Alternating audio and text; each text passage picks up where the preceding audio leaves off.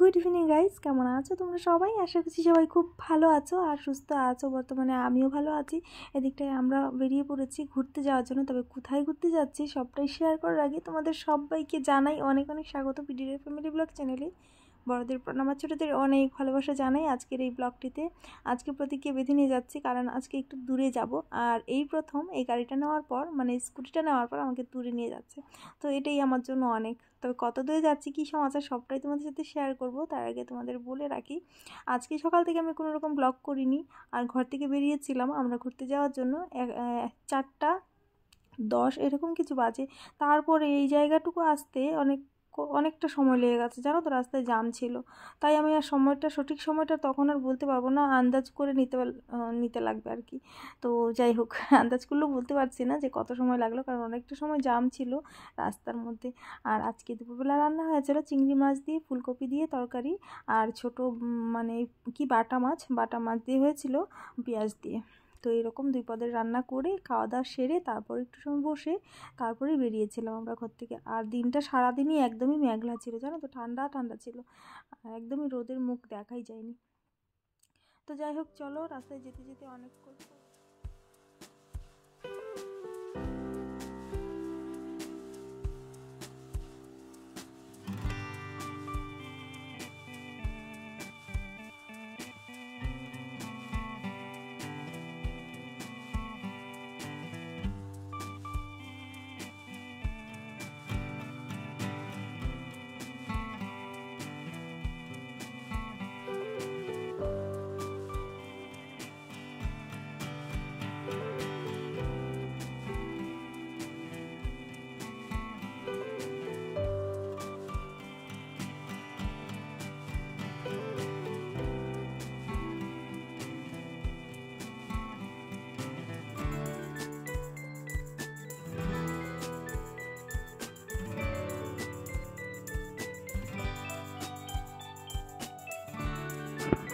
তো এদিকটা আমরা আস্তে আস্তে দেখো চলে আসলাম সরাইঘাটের ব্রিজের উপর। তবে ব্রিজের উপর চলার সাথে সাথে রুকি বাবা আমাকে বললো যে ভিডিও করো না, এই জায়গায় ভিডিও করা বারণ রয়েছে। তো যাই হোক, তার জন্যই আমি ক্যামেরাটা অফ করে দিয়েছিলাম সাথে সাথেই, তাই আর কি তোমাদের সাথে সম্পূর্ণ ব্রিজটা শেয়ার করতে পারিনি। তারপর হচ্ছে ব্রিজটা শেষ হওয়ার পর অনেকটা দূর চলে আসার পর প্রতিকে একটু ঢেকে দিয়েছিলাম, কারণ ঠান্ডা হাওয়া, যার জন্য একটু ঢেকে দিয়েছিলাম। ও কী করছে দেখো, হাতটা দিয়ে হচ্ছে চাদরটা ধরে তুলে দেখছে সবাইকে। তো এইটাই তোমাদেরকে দেখানোর চেষ্টা করছিলাম। এই দেখো, হাত দিয়ে তুলে দেখবে, ঘুমাবেও না। তো এইটাই দেখানোর চেষ্টা করছিলাম। অনেক কষ্টে এই ছোটো ক্লিপটা নিতে পেরেছি। হাত দিয়ে তুলে দেখছিল অনেক সময় ধরে। তো যাই হোক, রাস্তার মধ্যে তো পট করে মানে ফোনটা এদিক ওদিক করে ধরাও যায় না। তো এক জায়গায় দেখলাম একটু ফাঁকা জায়গা রয়েছে, তাই ওই জায়গাটার মধ্যে আমি এই ক্লিপটা নিয়েছিলাম। তারপর এই উৎসবটার জন্য দেখো কতটা ভিড়। উৎসবটা হয়েছে, বাইরে থেকে লোকজন এসছে না, যার জন্য এতটা ভিড় আর কি। তো রাস্তার ধারে যে গাড়িগুলো রয়েছে, এই গাড়িগুলো অন্য জায়গা থেকে লোক এসছে এরকম আর কি, কেউ চলে যাচ্ছে, আর এখনও লোকজন আসছে, এরকম আর কি হচ্ছে। তো যাই হোক, এই প্রোগ্রামটা হচ্ছে চাংসারি যেতে, মানে চালুকবাড়ির দিকের থেকে চাংসারি যেতে একটা ব্রিজ পড়ে, চকি গেট, এটাকে বলে চকি গেট, এই জায়গাটার নাম। এই চকি গেটে হয়েছে এই প্রোগ্রামটা। তো যাই হোক, প্রতীকের বাবা যখন চাংসারি যায়, এই ব্রিজের উপর দিয়ে গেলে জায়গাটা দেখা যায় আর কি। কয়েকদিন আগে আমাকে বলেছিল যে না, চাংসারিতে না কিছু একটা প্রোগ্রাম হবে, জানো তো, আমাকে বলছিল কিসের প্রোগ্রাম, তো ও বলতে পারছিল না। তো যাই হোক, ও বলছিল যে কিছু একটা প্রোগ্রাম হবে, তোমাকে নিয়ে যাব। তো যাই হোক, যেহেতু আজকে রবিবার, তাই আর কি নিয়ে আসলো, অন্যবার হলে তো নিয়ে আসতো না। তো যাই হোক, চলো এবার ভিতরে যাওয়া যাক। তো এই দেখো, এদিকটাই হচ্ছে অনুকূল ঠাকুরের হচ্ছে বিগ্রহ প্রতিষ্ঠা স্বর্ণ জয়ন্তী মহামহোৎসব। আচ্ছা, বিগ্রহ প্রতিষ্ঠা স্বর্ণ জয়ন্তী আজকের দিবসটা।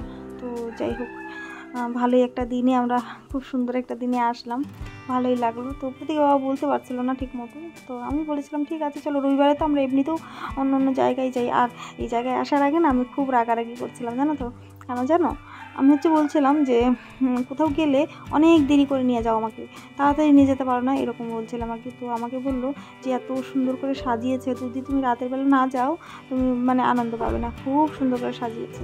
তো সত্যি এসে দেখলাম খুবই সুন্দর করে সাজিয়েছে। তো চলো সম্পূর্ণটা ঘুরে তোমাদেরকে একটু দেখাই, তোমরাও দেখো একটু। আর আমিও দেখি, তারপর আবার কথা হচ্ছে তোমাদের সাথে।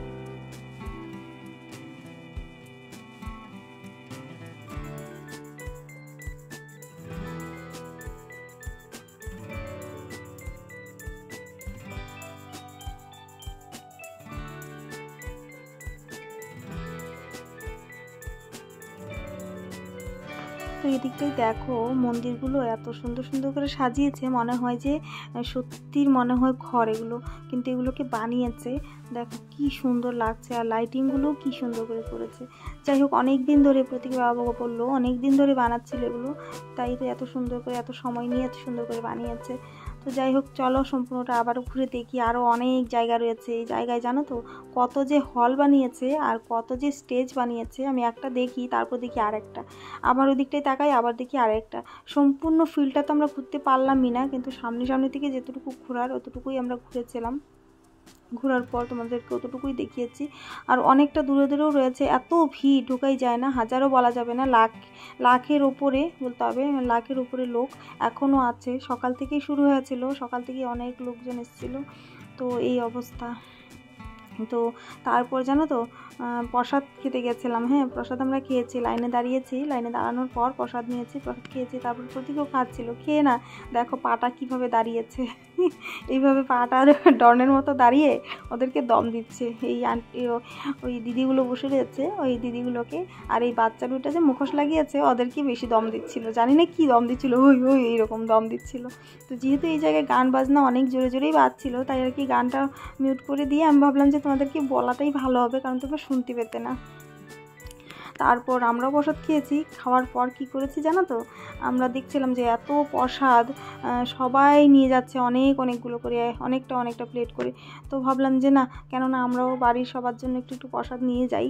তারপর আমাদের বাড়ির সবার জন্য পাঁচটা ঘরের জন্য 5 প্লেট প্রসাদ আমরা নিয়েছিলাম। কিন্তু এই প্রসাদটা নিতে অনেকটা সময় লেগেছিলো, যেহেতু লম্বা লাইন, একটা প্লেট করে নিয়ে আসি, আবার লাইন ধরি, আবার একটা প্লেট করে নিয়ে আসি, আবার লাইন ধরি, এইরকম করেছিলাম। করে তারপর সবার জন্য প্রসাদ নিয়ে তারপরে বাড়ি এসেছিলাম।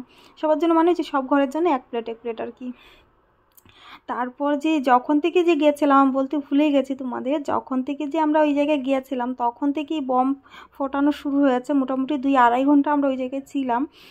তখন থেকেই বম ফোটানো শুরু হয়েছে, বম ফুটছিল, এইভাবেই বম ফুটছিল। তখন প্রত্যেক একটু ভয় পেয়েছিল। তো যাই হোক, তারপর আমরা প্রসাদ নিয়ে বেরিয়ে পড়েছি। আর এবার ঘরে যাওয়ার পালা। এদিকে আমার চুল একদম সাদা হয়ে গেছে, যেহেতু মাটির জায়গা, ফিল্ড এটা, ক্ষেতির মাটি। তো আমার চুল সাদা হয়ে গেছে পুরো। তো চলো আজকে এই অবধি থাকলো, তোমরা সবাই ভালো থেকো, সুস্থ থেকো, দেখা হচ্ছে এরপর একটি নতুন ব্লগের সাথে। আজকের ব্লগটি যদি তোমাদের ভালো লাগে তাহলে লাইক করে দিও, আর কোন পার্টটি সবচেয়ে বেশি ভালো লাগলো সেটাও আমাকে কমেন্ট করে জানিও। আর ওই দিকটায় দেখো, বললাম যে কখন থেকে বম ফুটছে। তো চলো আজকে অবধি থাকলো, টাটা।